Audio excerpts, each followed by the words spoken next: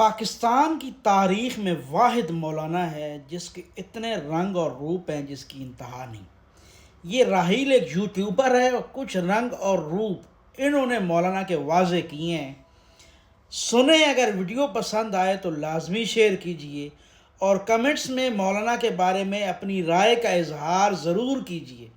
سنیں کیا ہمارے لیے اس ڈاکیومنٹری پہ کام کرنے کے دوران سب سے بڑا چیلنج مولانا کی شخصیت کا احاطہ کرنا تھا، کیونکہ مولانا کے کئی رنگ اور ہزاروں روپ ہیں، لیکن اصل مولانا کون سا ہے؟ اپنی جماعت میں پھوٹ ڈال کے ضیاء کے خلاف تحریک چلانے والا مولانا، یا پارٹی پالیسی کے خلاف اسی ضیاء کے جنازے میں شرکت کرنے والا مولانا؟ مسلم لیگ کے کٹر مخالف حسین احمد مدنی کا وارث مولانا، یا مسلم لیگ کی حکومت میں شراکت دار مولانا؟